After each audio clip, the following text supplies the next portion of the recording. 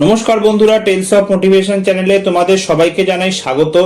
আজকে আমাদের এই কাহিনীর শীর্ষক হলো সত্যের পথে একা চলার সাহস, গৌতম বুদ্ধের অমর শিক্ষা। আজকের এই কাহিনীটি শুরু করার পূর্বে তোমাদের বলতে চাই যে ডেসক্রিপশনে আমার আরেকটি চ্যানেল লিংক দেওয়া রয়েছে, যার নাম হচ্ছে ইন্সপায়ার বাংলা। প্লিজ চ্যানেলটি ভিজিট করতে ভুলবে না। তো চলো বেশি দেরি না করে মূল ভিডিওতে ফেরা যাক। শান্ত বিকেলের আলো ছড়িয়ে পড়েছে বনের মধ্যে। পাখিরা ধীরে ধীরে তাদের কুজন থামিয়ে দিয়েছে। একটি প্রাচীন বটগাছের নিচে গৌতম বুদ্ধ বসে আছেন। তার চারপাশে জড়ো হয়ে বসে আছেন তার প্রিয় শিষ্যরা। সবার চোখে এক অদ্ভুত কৌতূহল। আজ গৌতম বুদ্ধ কি শিক্ষা দেবেন? হঠাৎ এক শিষ্য উঠে দাঁড়ালো।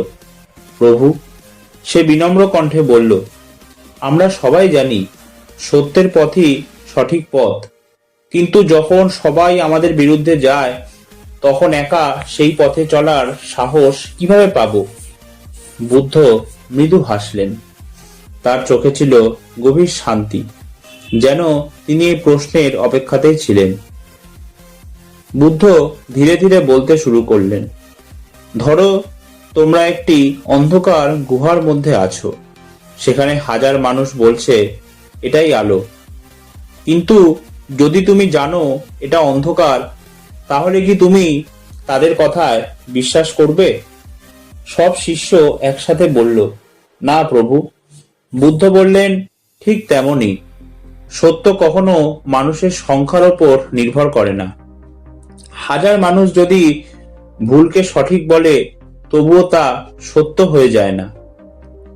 শিষ্যরা একে অপরের দিকে তাকালো। তারা বুঝতে শুরু করলো সত্যের পথে হাঁটা মানে অনেক সময় একা হাঁটা। একজন শিষ্য আবার প্রশ্ন করলো, কিন্তু প্রভু, একা চলা খুব কঠিন, ভয় লাগে। বুদ্ধ একটি ছোট্ট গল্প শোনালেন। একটি সিংহের কথা ভাবো। সে কখনো দল বেঁধে চলে না। সে একাই চলে, একাই শিকার করে, কারণ সে জানে তার শক্তি তার নিজের ভিতরেই আছে। তারপর বুদ্ধ গভীর কণ্ঠে বললেন, যখন তুমি সত্যের পথে চলবে তখন তোমার ভিতরের শক্তি জেগে উঠবে। তুমি একা নও, তোমার সাহসী তোমার সঙ্গী। আরেকজন শিষ্য বলল, প্রভু, যখন আমরা সত্য বলি তখন অনেকেই আমাদের বিরোধিতা করে। তখন মনে হয় আমরা ভুল করছি। বুদ্ধ মাটিতে একটি রেখা আঁকলেন এবং বললেন, এই রেখাটি যদি তুমি সোজা করতে চাও, তাহলে কি বাঁকা রেখার সাথে তুলনা করতে হবে না?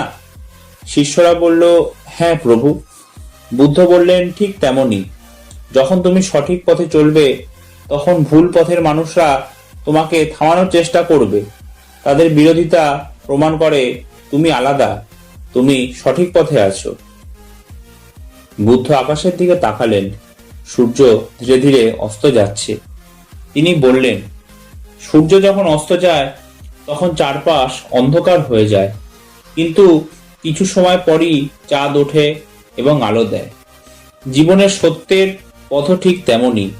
শুরুতে অন্ধকার, কষ্ট, একাকিত্ব সবই থাকবে, কিন্তু শেষে শান্তি আর আলো তোমার অপেক্ষায় থাকবে। একজন শিষ্যের চোখে জল চলে এলো। সে বলল, প্রভু, তাহলে কি আমরা কখনো একা থাকবো না? বুদ্ধ মৃদু হেসে বললেন, যে সত্যের পথে চলে সে কখনো একা নয়, কারণ তার সঙ্গে থাকে তার বিবেক, তার সাহস, আত্মার আলো। বুদ্ধ এবার একটু গম্ভীর হয়ে বললেন, এই পৃথিবীতে অনেক পথ আছে। কেউ তোমাকে বলবে এই পথে চলো, কেউ বলবে অন্য পথে, কিন্তু মনে রেখো, তোমার জীবন, তোমার পথ। তিনি একটি উদাহরণ দিলেন। একজন ভ্রমণকারী যদি অন্যের বলা পথে অন্ধভাবে চলে, তাহলে সে কখনো নিজের গন্তব্যে পৌঁছাতে পারবে না।